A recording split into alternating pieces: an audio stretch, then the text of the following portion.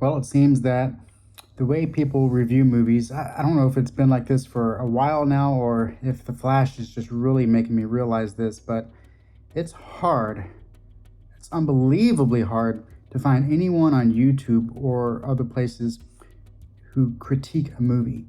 Usually it comes down to personal feelings and, oh, they didn't like the direction that the movie took or the things that happened in the movie or just anything that some people may like and some people may not like.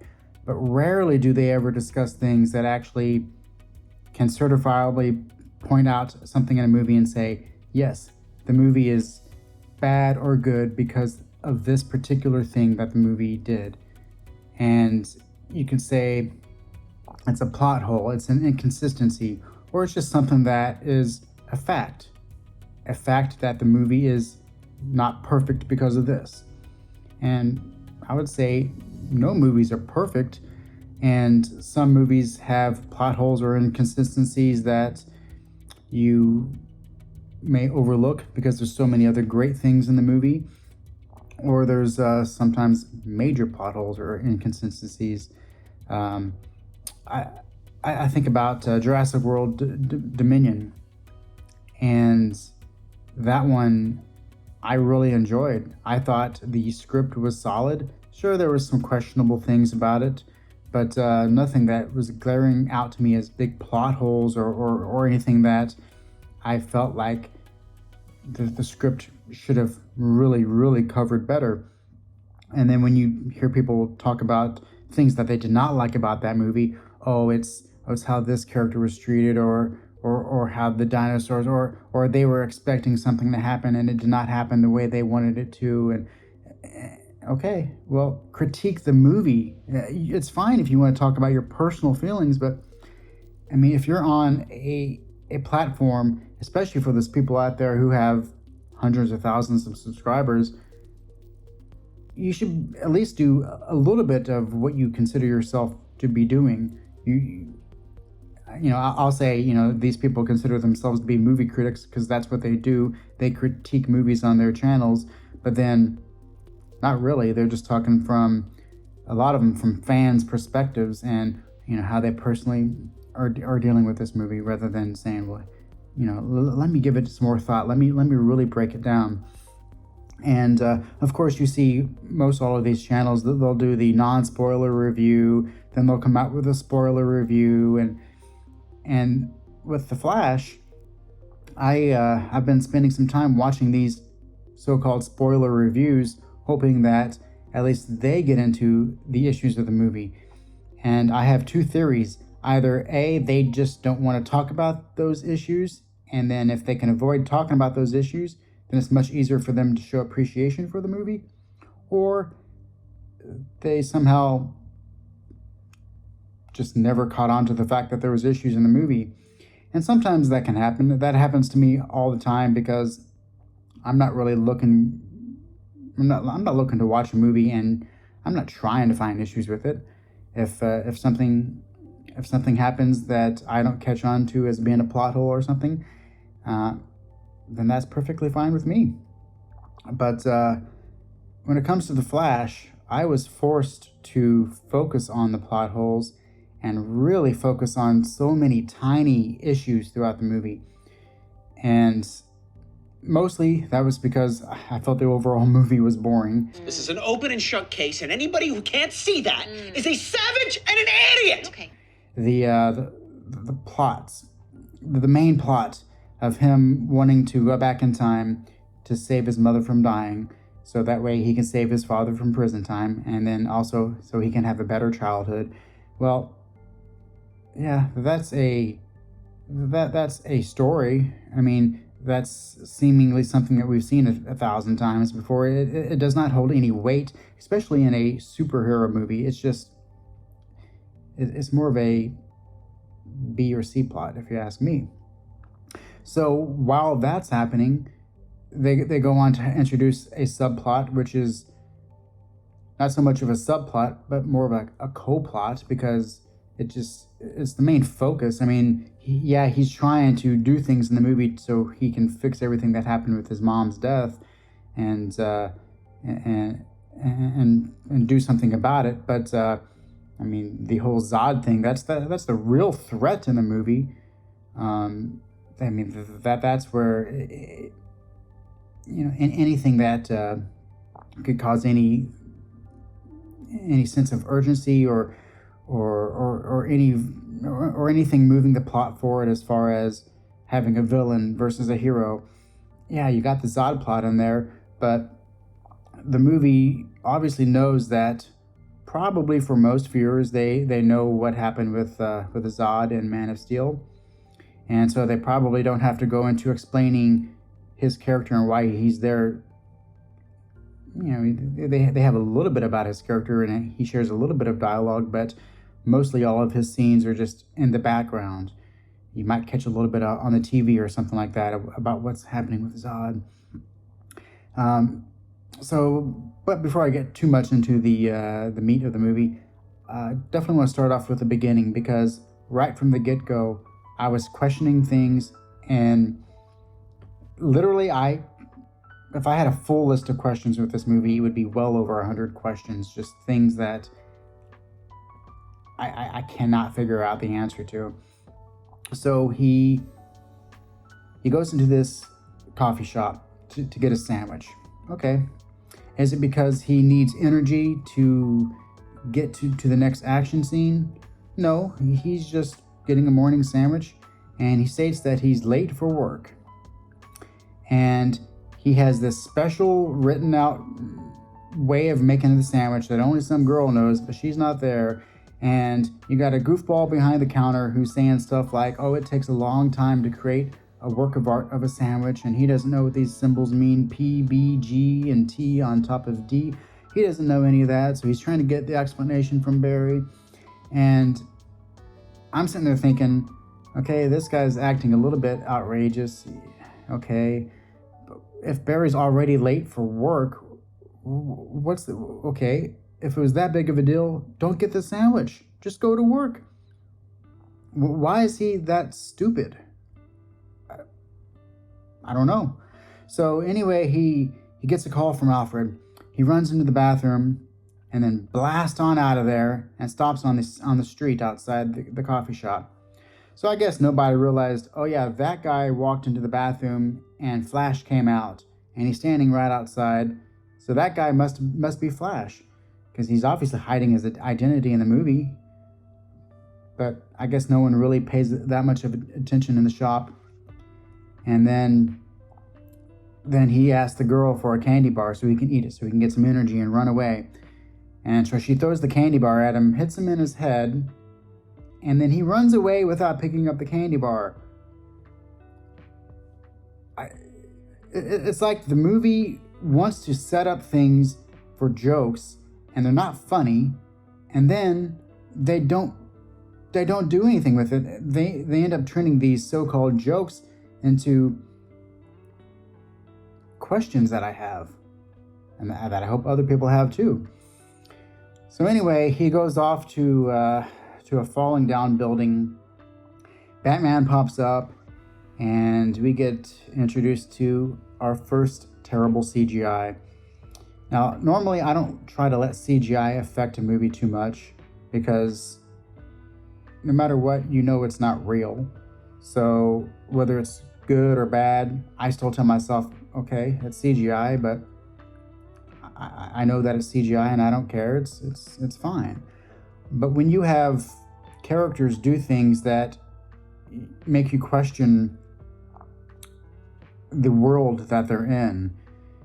At one point, Batman is bouncing around like a pinball on concrete barriers and off vehicles, and he's tethered to the back of this vehicle that's driving 100 miles an hour down this bridge, and that's the bad CGI, making Batman look like a rubber ball, and just wondering, okay, I don't care how tough his suit is, his body's moving around and being slammed, and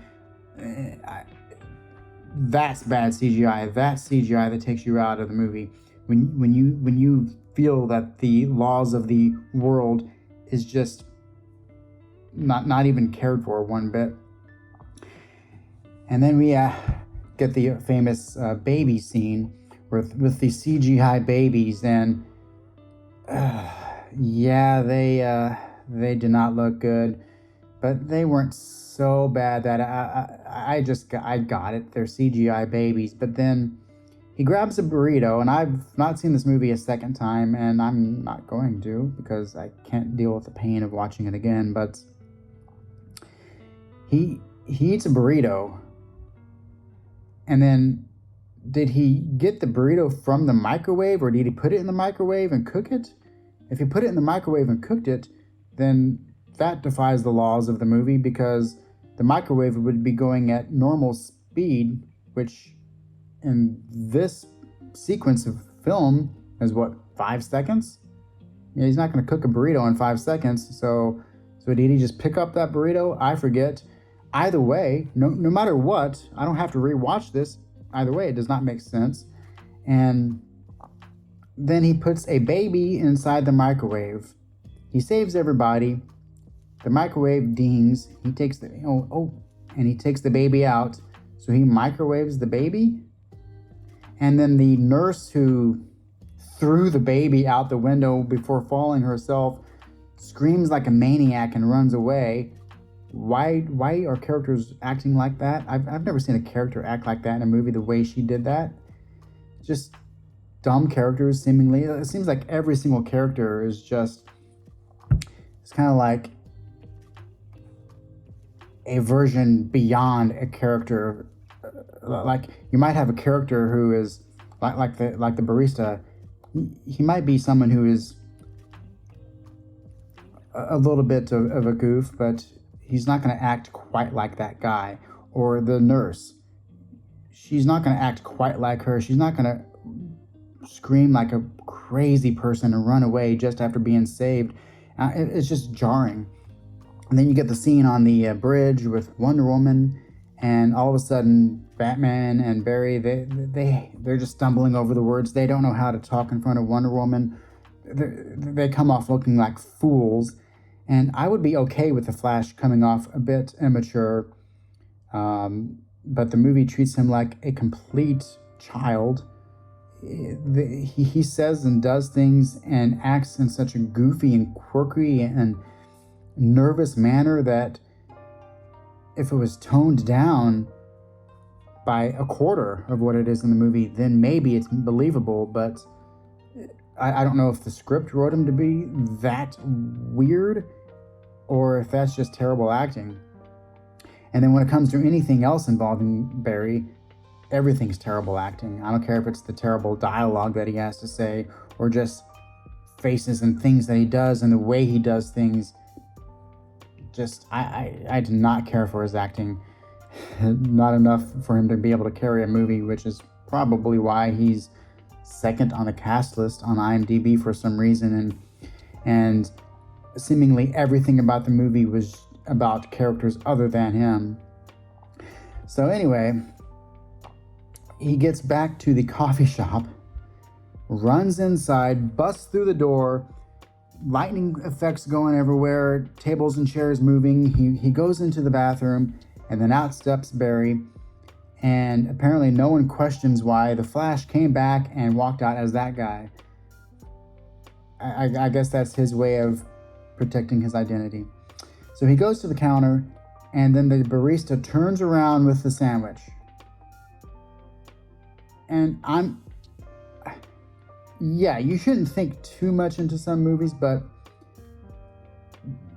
the movie should be way smarter than to make you think, okay, so he was off, there was that bridge action scene, there was that building falling down. How long did all that stuff take? There was points where the building was getting ready to fall down, that he was joking around with Alfred, he was messing around doing stuff. Okay, at minimum 15 minutes for all that action to happen.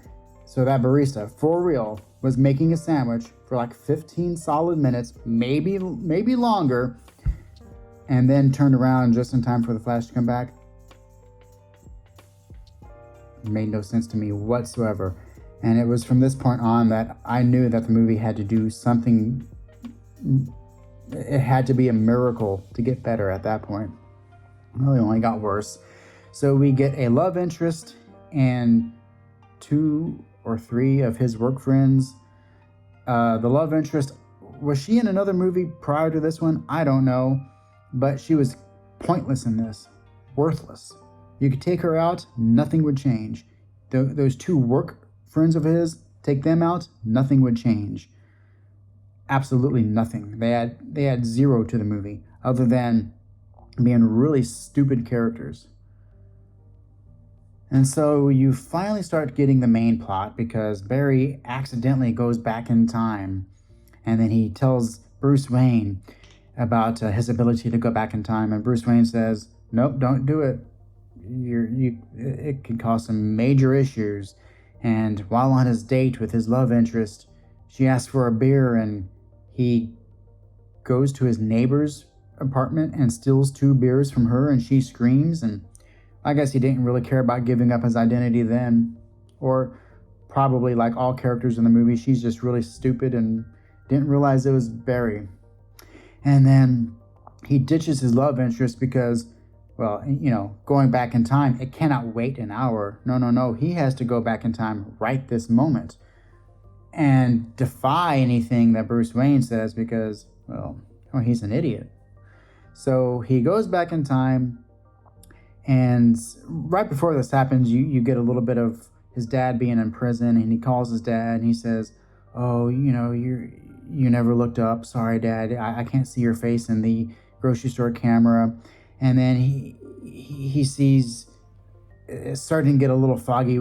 Does he just visually remember the event, or does he? Yeah, he visually. Yeah, he remembers. He goes to his house. He remembers what happened when he was a child. I don't know how old he was, like 12 or 10 or 8. Anyway, the sequence of events are very clear. He hears his mom scream. At the same time that he hears his mom scream, he looks out the window, and his dad has pulled up in the driveway and is getting out of his truck, and his dad hears his mom scream as well. So his dad rushes inside the house. Little Barry runs downstairs, and he sees his dad cradling his mom, and she's still alive, and she has a knife in her stomach. Okay, so that's how his dad got sent in jail. He had blood on his hands, a little bit of circumstantial evidence of his fingerprints probably being on the knife. Was she murdered by someone else? Did she slip and get the knife stuck in her? It's never explained in the movie. I'm sure fans of The Flash has seen other material that has explained it for, but I wonder how many people watch the movie and have no idea about that. So the script does not bother explaining that whatsoever. And so then I got to thinking, so how long has his dad been in prison without a trial? Years upon years and years, apparently, and all based on the fact that his fingerprints were on the knife, and he had his wife's blood on his hand. Forget that little Barry probably said, no, she screamed, and this was before he was even inside. No, that never even gets brought up or mentioned because, that would ruin the fact that everything in this movie is weak as far as a script standpoint. So anyway, we get all that, and then my mind being destroyed by stupid things has made me not remember everything. But they have to find Batman, and then they have to find Superman, and that's going to help things. So so he finally goes back in time, and he sees his younger self at 18, and of course his mom and dad are alive, because when he goes back in time, he first stops when he's younger, and he switches the can, because now that he can put the canned food in the cart, now his mom won't ask his dad to go back to the grocery store and get the can of tomatoes that she forgot. Yeah, so he fixes that, and then he goes forward a little bit, and he realizes that his younger self has apparently become mentally retarded, and things are messed up, and he needs to get his younger self electrocuted with the chemicals so he can get his powers and not lose them. So the idiot, the much more stupid alternative younger Flash, Barry, he goes with him to this factory or whatever, and instead of saying, hey, this is super important, sit there, let this happen, no, they want to goof off and do things and make fun of the way Flash runs. Yeah, that's great. Make fun of your lead character in his own movie. Great. But so instead of taking things seriously whatsoever, alternative Barry, he does everything that he possibly can to ruin the plan of this movie. Anyway, the lightning strikes and it goes through main Barry, and then it goes into alternative Barry, and main Barry gets his tooth knocked out, and then he super glues the tooth back in his mouth. Something that tiny is so full of just stupid. It blows my mind. And something this small should not affect a viewer like me. And I'm guessing it did not affect a lot of people because no one mentions any of this stuff. But okay, whatever. Yeah, it would never work, and it's stupid to begin with, and it would hurt like hell. Just can he just go back in time again and just do things the correct way? No, we gotta go find Batman. So they go to Bruce Wayne Manor, and immediately some more stupid script writing comes into play. The door's hanging wide open. But it's not, the mansion's not abandoned. No, there's a vinyl playing some music. So, okay, so someone's there. And the place looks dirty and disheveled, and what's going on? Okay, so they go down to the kitchen. Oh, there's some water boiling on the stove. So there's got to be someone here. And then you get a little bit of a fight scene, and who could it be? I wonder if that's going to be Michael Keaton with all that gray, scraggly hair and beard and everything. He looks like, he looks like a hobo. So great. The Michael Keaton Batman that is the main draw of the movie has become a hobo, and he leaves his front door hanging wide open. Who knows why? He looks like he has rags on. It makes you wonder, is he even able to cook? I'm surprised he even eats. He obviously doesn't wash himself or do anything to take care of himself whatsoever. Luckily, he knows how to work that record player still. But what's going through my mind is, okay, so if he's been retired apparently for years, and he doesn't take care of himself whatsoever, so obviously he's not exercising or anything like that, and he's 70 years old, yet he can do these fight scenes, and he's all of a sudden amazingly acrobatic, and he does not pull any joints or muscles, or he doesn't twist anything. He just seems to be perfectly good. Well, if you're willing to accept that, then okay, but dumb screenwriting once again. Stop with trying to get a joke in there. Stop trying to do things if it does not fit the story that you want to tell. If you want to have Batman old and disheveled and out of practice for years, well, in the 80s we used to have a thing called a montage, and that would have been a great place for a montage, him getting back into shape and getting better. But no, who cares about trying to put some ideas into the movie? Let's just have dumb things happen. I did appreciate the little speech about the noodles and how that represents the multiverse. That was a little bit of a highlight in the movie. So, yay. But then Batman, no, I'm not going to help y'all. 5 seconds later, okay, I'll help. So they go to Russia, and the scenes here stick out for a couple of reasons. They find Supergirl, who's trapped inside some dungeon or something like that. And at first, Batman decides not to rescue her. Okay, that's rude of him, but they end up rescuing her anyway. And then, she's Supergirl once she gets into the sunlight, and she's off. And then there's a little bit of a battle. and then they take her all the way back to Wayne Manor, not before the mentally retarded Barry asks why the snow that's surrounding them in the Arctic or Russia or wherever they are, why is it so cold? Well, Barry, it's because we're in the Arctic. The snow, that's cold. Oh. Leaves me speechless. Why are these characters so dumb? I do not get it.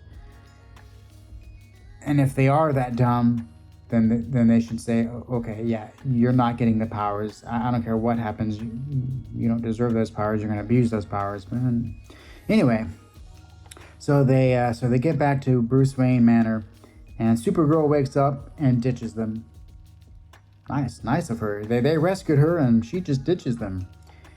And Zod starts invading, and here's where things go further downhill. So I don't know how many troops are out there under that spaceship when Zod starts coming down, but it seems like he could probably take them out and be done with everything within about 5 minutes. So all this is happening in the background on some TVs, and instead of saying, maybe we should just go back in time again and rework things and get to and try to do things better than where we are now. But no, the big idea is, let's build a machine and use all the chemicals that I need to become Flash again with my powers, and I need lightning to be able to strike this machine, and they end up building this machine. An alternative mentally retarded Flash, he's building himself a little Flash outfit out of a Batman suit. So they have all this time. Luckily, Bruce Wayne has all these chemicals and everything needed, and just stuff apparently laying around that they need to make this invention. All the while, Zod's attacking, and there's a big battle going on, but none of that's pressing. None of that is focused on as something that they need to deal with. So they go through all this stuff. Barry gets zapped by lightning, and it's not quite clear. Is he actually in threat? Is he almost dying here, or is he going to kind of cough and come back to life? And, no, he looks pretty bad shape, but I think he's still alive. Well, it doesn't matter because Supergirl comes back, and why she does this, I do not know, because she apparently magically knows that the thing that she must do is pick Barry up and take him up into the sky so he can get struck by lightning again. None of that makes sense. How does she know that? Why does she decide to come back at that exact moment? I get she realizes that, oh yeah, the humans are nice. There's a couple of Russians that wasn't, but and the ones who saved me, well, I don't care about them, but oh yeah, some of these other humans are nice, so now I'm ready to help save the day. So they all get prepared for their big battle, and some more CGI, and here comes some painful cameos. There's these so-called cameos, and I'm just waiting for one that's been spoiled already. Yeah, I'm sure Nicolas Cage is going to come up here in a second. Oh yeah, we get the one from the 50s. Oh, here's Christopher Reeve. There's George. Oh yeah, here's another cameo. Oh yeah, and there's Nicolas Cage. But the problem is, these aren't cameos. These are CGI renditions of actors, and they don't look all that great. They're just kind of like sweeping shots and moving on to the next one.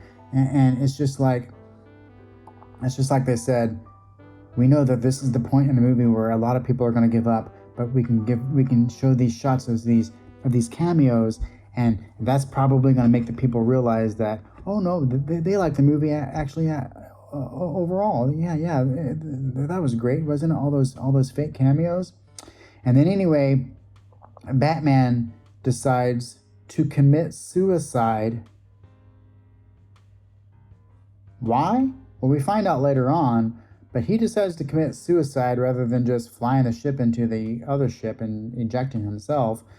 But anyway, they go back in time to when Batman's still alive in the battle, and then he's fighting again, and a secondary villain tosses Batman to the ground, and then he starts clutching, and I after everything that Batman has been through, seems like he's now having a heart attack. And it seems like he's just becoming pathetic. I mean, he's already been treated poorly up to this point, but he's being treated poorly again, dying from a heart attack apparently.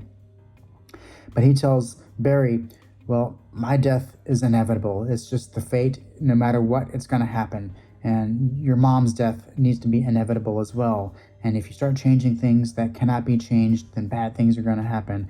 And in this world, no matter what, Zod will kill everyone, destroy the Earth, and that's what's going to happen. And then he dies. And then alternative Barry decides, well, I'm just going to keep on going back in time, and I'm going to try and kill Zod, and it doesn't matter that 2 Flashes and 1 Supergirl and 1 Batman can't defeat him, even though in Man of Steel 1 Superman could just by breaking his neck.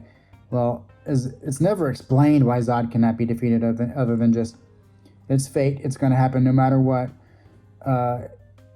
Could they have at least thrown a line in there that he's totally invincible or something? I mean, could a nuclear bomb destroy Zod? Could anything? Could they have thought of something to destroy Zod? Just anything? I could think of 1,000 things that could possibly work to destroy Zod, but no. Apparently, none of it works. We don't know how many times Alternative Flash has tried going back in time to defeat Zod.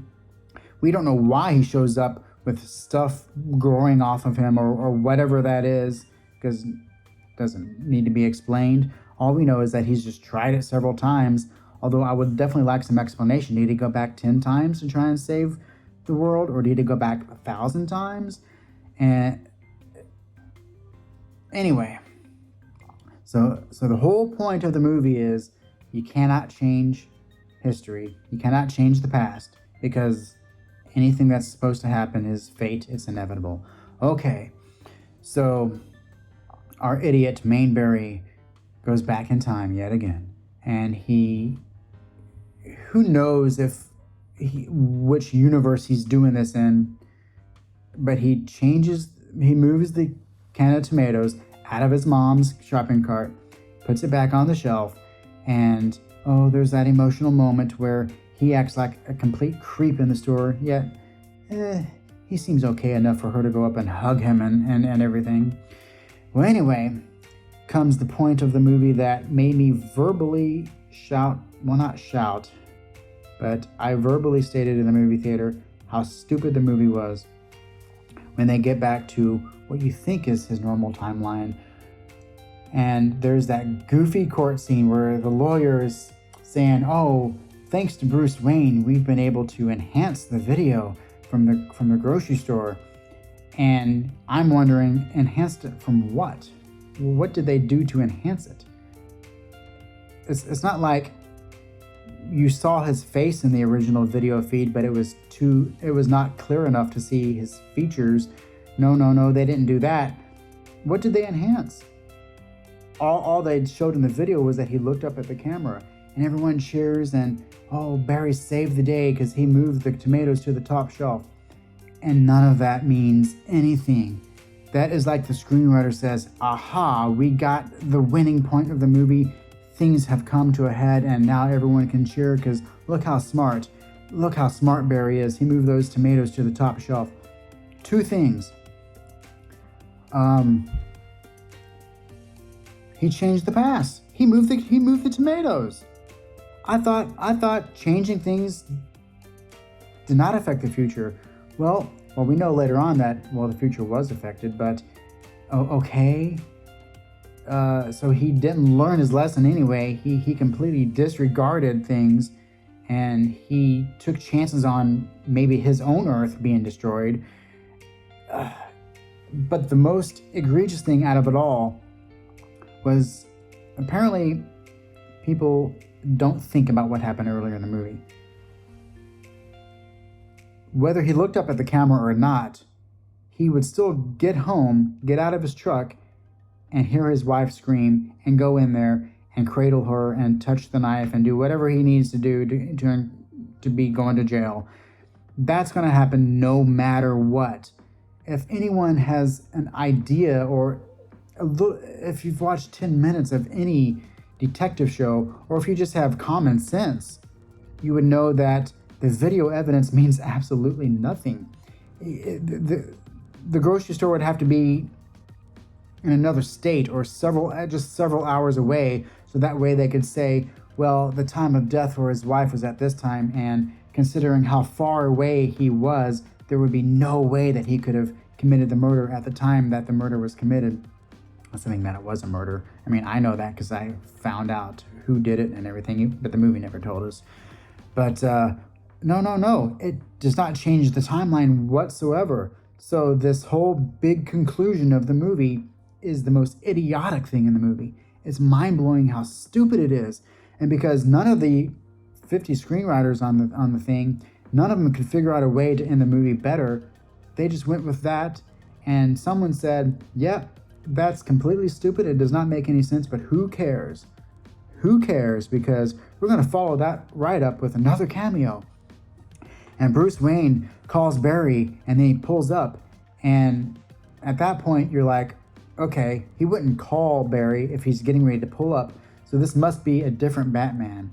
I wonder who it could be. It's probably not going to be Val Kilmer. Well, it's got to be George Clooney, of course. And sure enough, then it's George Clooney. Totally not surprised whatsoever. A cameo should be kind of like an exciting moment or something, but it's just kind of like, oh, yep, George Clooney. Of course. Does that mean that he's in the Batman and Robin universe, which is different than the Ben Affleck Batman? Is he in a completely different world? Maybe in this other world, him looking up at the camera meant something, but it doesn't matter because none of that's explained whatsoever. And who knows, even if there was another Flash movie, would they bother trying to explain any of that or trying to, who knows? But it needs to be explained in this movie. And everything about this doubles down on the nonsense of Batman. There's one point in the movie where they're talking about how, oh, Michael J. Fox and Back to the Future. Oh, no. That was Eric Stoltz in Back to the Future. Oh, what about Kevin Bacon in this movie? No, Michael J. Fox was in this movie. Kevin Bacon was in something else. Okay, so apparently this universe has those movies in it. Okay. So okay, I get it.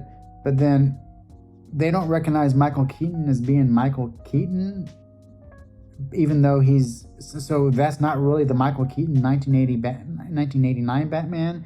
It just so happens to be a Batman that just so happens to have Michael Keaton playing him. Okay, so is that really the George Clooney Batman from Batman and Robin, or is that just a ha-ha moment at the end to get people hopefully forgetting about all these stupid things that happened in the previous 2 hours? Well, it doesn't matter because there's so many issues and so many inconsistencies that even things like that the questioning of whether or not that's the Michael Keaton 1989 Batman or just a random Batman that Michael Keaton is playing, normally that would not matter if there was great things surrounding it. But here in this movie, when there's nothing good surrounding it, those things really stick out as being very problematic. And I know as a screenwriter myself, I write and rewrite and rewrite and rewrite and try to get my scripts as tight as possible. I don't want any questions. I don't want any inconsistencies. If I have to spend days or weeks trying to figure out a solution to a problem in my script, I will do it, or I will not introduce that problem at all. I will come up with something else. But in this movie, they disregard anything that would cause someone to write a good script, and they just get something out there. And if you look at the movie as just the cameos and Michael Keaton as Batman, and I get to see Flash on screen, and I get to see this character and this character and this fake cameo and that fake cameo, and if that's all you care about, and the only thing that you take away from it is, oh yeah, he went back in time and at least he was able to save his father, and oh, what's going to happen? He's in the wrong universe at the end. If you just take things at a very, very surface level and you and you somehow miss or overlook the major issues with the movie, then I guess okay. But when it comes to me watching the movie, it was unbelievable how bad it was. I mean, I saw Guardians of the Galaxy 3, and that was a bad movie. There's a lot of issues with that one as well, but there's some good things. There's way more good things in that movie than this one that helped make the movie more of a slightly below average, but this one's way below average. This one is down there in the dumps. So, wrapping up, final thoughts I have. I have a whole list of my over 100 questions here that I just cannot figure out answers to. Here's one. Now, I could be wrong on this, but when he gets his tooth knocked out, it's like the tooth on this side of his face. But when it falls out at the very end of the movie, it's the tooth from this side of the face, right? Did they mix up which tooth fell out? Was that a movie mistake? Or would that be just one of those things that you can say, well, it's the multiverse, things get flipped around and switched, and at random things happen, and it's only when it's convenient for the story things don't work out, or if it's convenient for the story then they do work out. They're very convenient things. So I don't know if that's a mistake or not, but it was stupid how he put the tooth back in there in the first place, I'll tell you that. So I guess my overall thinking is, why does no one on YouTube talk about these things? They're supposedly critiquing the movie, yet they don't mention any of these major issues, especially the biggest one of all, the whole video evidence and all that stuff. That's such a big thing that's the entire plot of the movie's riding on that, and it fails in the most spectacular way. But no one brings it up. Are they afraid to be negative about a movie? Are they afraid of telling the truth, or are they just terrible at their job? I mean, I don't claim to be a great critic or anything like that, but I don't see how you can watch this movie and somehow not miss or choose to not talk about the big issues, especially with a movie that was so highly praised beforehand. Some people calling it the greatest superhero movie of all time. Stuff like that. And we all know that review sites like Rotten Tomatoes and IMDb, they don't matter. They do not count. We know all the stories about how reviews are removed and things, but how this is currently a 7.3 on IMDb and so fresh on Rotten Tomatoes is mind-boggling. Just blows my mind that even critics don't have this down in the dumps. This should be a movie that is at best at 30% on Rotten Tomatoes, because I give it a 3 out of 10. There's a couple of good things in there. I like the little spaghetti sequence. Anytime Michael Keaton you can see his face, it's good. But obviously that's not Michael Keaton anytime that there's CGI Batman floating around. Just, there's so few good things in the movie that it cannot be anything better than a 3 out of 10. And the only reason why I watched the entire thing was so I could actually review it and talk about it.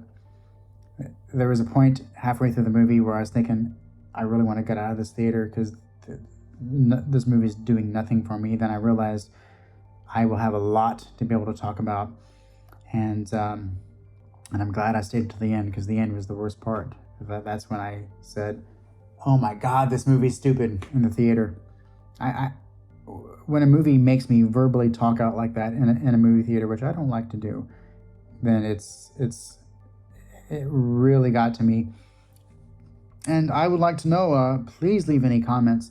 If you have answers for any of these questions, please let me know. I'm not an expert on things, but I know for a fact that at least 90% of what I'm pointing out, there's no explanations other than the script was bad. They didn't care about having a tight script whatsoever. They wanted to focus on 200 jokes that were not funny in the slightest. they wanted to focus on characters acting like idiots, and then multiverse characters even acting even more like idiots. The scene where alternative Barry's roommates, does he have a house and an apartment? Well, anyway, he has the roommates that happens to be real Barry's friends in the main multiverse plot line, but they're all of a sudden just degenerates and just people you don't like seeing on the screen. They just ooze just disgust. So this is a long video, and I think it's worth it because I don't want to make a 10-minute video and skirt around so many questions that I have. The funny thing is, this review, this discussion about the movie that I'm having internally with myself and wondering about why no one else sees the terribleness that the movie is, I have to get everything out there because, well, maybe one day people will look back and say, well, this person was right all along. But I could go on and on and on about other things, stuff that has slipped my mind in the week since I saw it, stuff that I just cannot remember now because it went through one ear and out the other, and went through one eyeball and out the other.